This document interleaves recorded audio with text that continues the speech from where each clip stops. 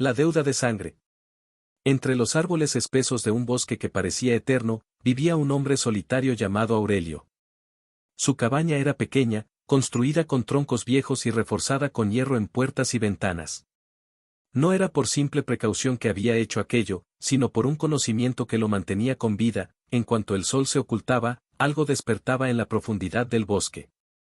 Aurelio había aprendido las reglas a la fuerza, cuando aún era joven y necio. Una vez salió a cortar leña después del anochecer, pensando que los rumores eran cuentos de ancianos. Lo último que recordaba de aquella noche era una sombra alta, más delgada que un hombre, con ojos que brillaban como brasas húmedas.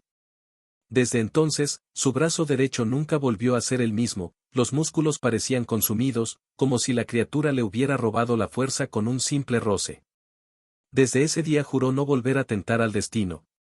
Cuando el sol empezaba a hundirse tras las montañas, Aurelio echaba 3 candados a la puerta, avivaba la chimenea y recitaba en voz baja una oración que había aprendido de su abuela.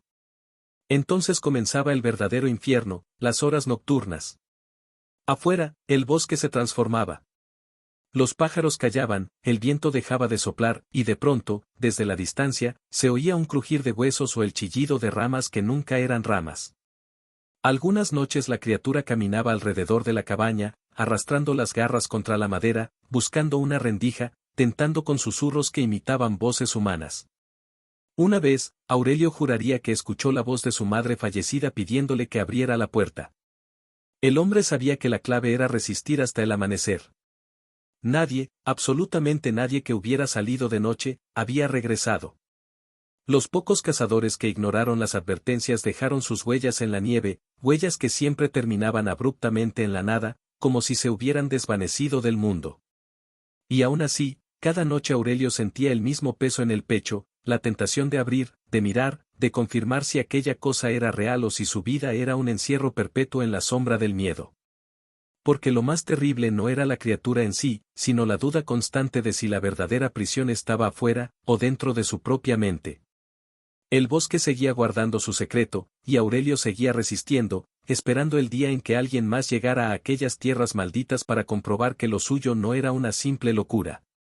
La noche cayó más temprano de lo habitual, con un silencio tan pesado que hasta el fuego de la chimenea parecía apagarse en respeto. Aurelio estaba inquieto. Sus manos temblaban, no por el frío, sino por el peso de los recuerdos que lo atormentaban en soledad.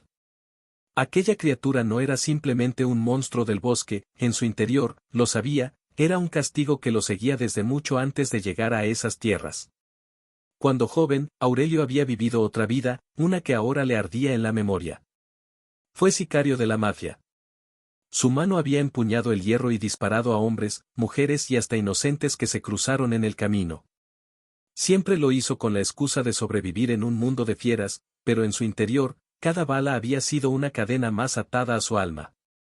Cuando los jefes cayeron, él huyó al bosque, buscando redención en el aislamiento. Pero la oscuridad tiene memoria más larga que los hombres. Esa noche no se escucharon pasos ni susurros imitadores. Solo un golpe, seco y brutal, contra la puerta. Luego otro. Y otro. Aurelio supo que los candados no resistirían.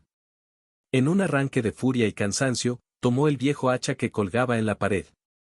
No huiría más. La puerta se abrió de golpe como si la hubiera derribado un viento negro. Lo que entró no fue un animal reconocible.